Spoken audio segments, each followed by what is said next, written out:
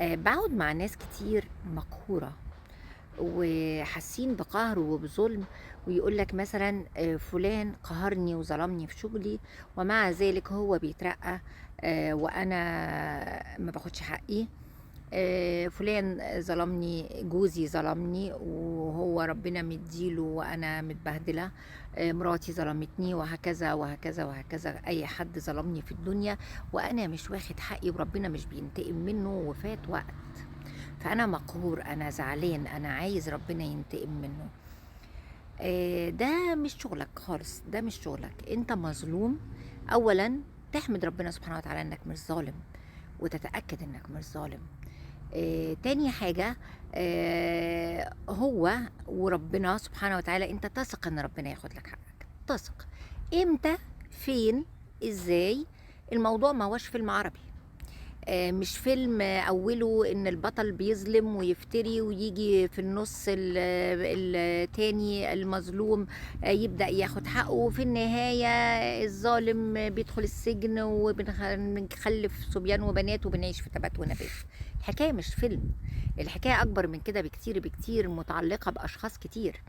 بفتكر دايما القصة بتاعت سيدنا موسى عليه السلام والخضر، لما راحوا لأهل قرية استطعم أهلها، والناس رفضوا وحتى ما رضيوش يضيفوهم، وكانوا ناس سيئين جدا. وكان لديهم جدار يريد أن ينقض فأقامه. أسور مفروض يتهد. بدل ما نبهدل أهل القرية المتنيلين بنيلة دول، رحنا بنينا لهم سور. ربنا أمر سيدنا موسى والخضر يبنوا السور. يعني ربنا سبحانه وتعالى سخر للناس الظلمة دي ناس تانية تبني لهم سور وببلاش، وسخر لهم ويعملوا كل الحاجات الكويسة دي للناس الظلمة. ما انت هتشوفها كده لو انت عايش في الوقت ده. حصل ده. وحتى سيدنا موسى قال ازاي نعمل كده. فانت حكمة ما تعرفهاش. الناس الظلمة دول لو كانت هد السور ده، كان خدوا الكنز اللي تحتيه اللي يملكه يتامى، كان أهلهم ناس صالحين، فربنا سبحانه وتعالى عايز يحافظ للناس دي على الكنز، فبنى السور اللي فوق الكنز عشان الناس الظلمة دول يكونوا ماتوا بقى لما الناس الصغيرة دي اليتامى دي تكبر فياخدوا الكنز بتاعهم. فربنا له حكمة من إن الظالم ده يحصل له حاجة كويسة. ايش عرفك هو مسؤول عن مين؟ ايش عرفك الظالم ده بيصرف على مين؟ ايش عرفك زميلك في الشغل اللي ظلمك ده يمكن بيراعي امه، يمكن بيراعي اهله، بيته، مراته، ولاده، يمكن ربنا بيمهله الاسباب تانية. انت مالك؟ انت مالك؟ انت ليك تقول فوضت امري لله وحسبي الله ونعم الوكيل. ربنا هياخد لك حقك 100%، في الدنيا، في الآخرة، في الوسط، في الآخر هيعوضك. ده انت يوم ما تروح لربنا والظالم ده ما ادالكش حقك، هتروح يعني هتاخد حسنات، جبال من الحسنات انت محتاج لها. ما يمكن انت ظلمت حد وربنا بيقتص منك.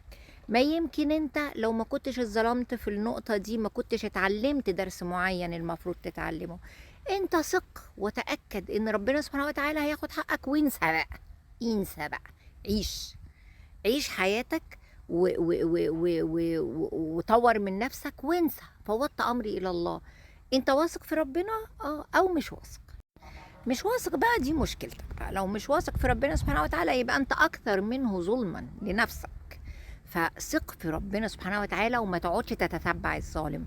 ما تقعدش تقول حصل له ايه وجرى له ايه، مات ولا لسه، عمل ولا لسه، حصل له ايه. يوم ما ربنا ياخد لك حقك انت ممكن تقول الحمد لله الحمد لله.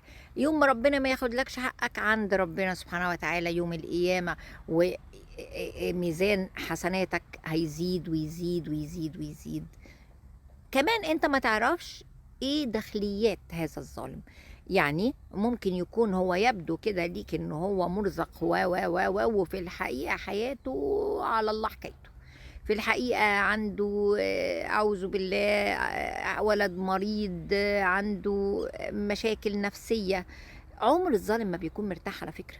عمر الظالم مهما ربنا اداله وانعم عليه بيكون مرتاح؟ ابدا ابدا ما بيكونش مرتاح. الانسان اللي بعيد عن ربنا لو هو فعلا بعيد عن ربنا مستحيل يرتاح. فانت ارتاح، انت اهدى، حقك هيجيلك. ريلاكس ريلاكس، ما تدورش على اللي ظلمك، دور على فوضت امري الى الله.